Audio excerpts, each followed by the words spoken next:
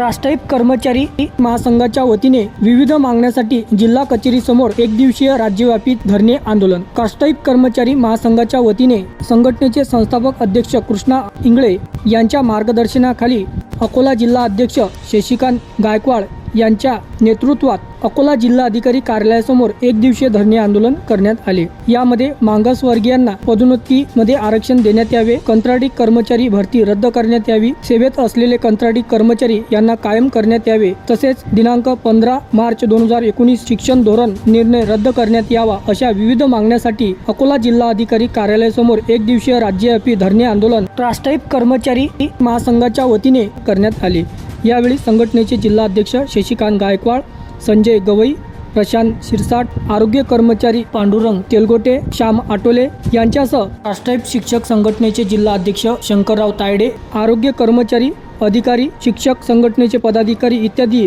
दिनांक 13 ऑगस्ट रोजी दुपारी 4 वाजता मंगळवार रोजी जिल्हा कचेरी समोर उपस्थित होते, अशी माहिती शशिकांत गायकवाड यांनी प्रसार माध्यमाशी बोलताना दिली। कर्मचारी महासंघ महाराष्ट्र राज्याचे अध्यक्ष आदरणीय कृष्णा इंगळे यांच्या नेतृत्वात संपूर्ण महाराष्ट्रात मागासवर्गीयांना पदोन्नतीमध्ये आरक्षण, कंत्राटी कर्मचारी भरती रद्द आणि कंत्राटी कर्मचारी जे सेवेत आहेत त्यांना परमनंट करणे, त्यानंतर 15/3/19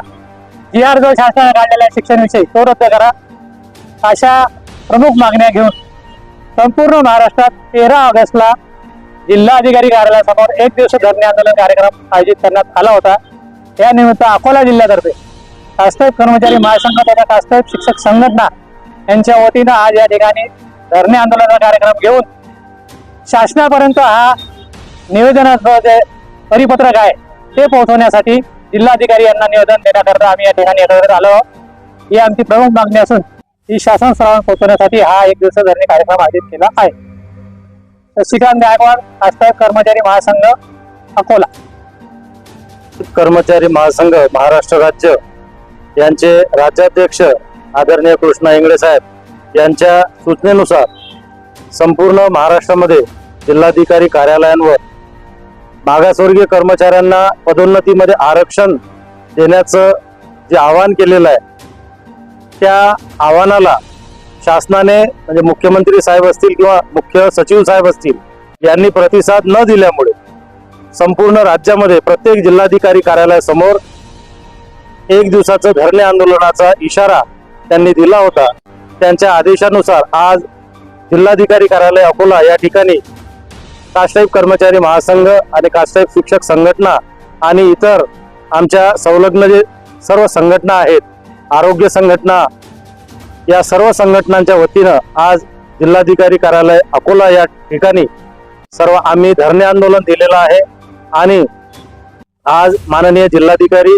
अकोला यांच्या मार्फत आम्ही शासनाला आमचं निवेदन सुद्धा सादर केलेलं आहे आणि शासनाला या निमित्तानं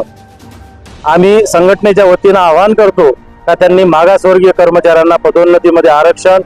हे दिलंच पाहिजे, कारण का तो आमचा मागासवर्गीय कर्मचाऱ्यांचा हक्क आहे आणि तो आम्ही मिळवल्याशिवाय आम्ही शांत बसणार नाही, असं या ठिकाणी मी नमूद करू इच्छितो। धन्यवाद।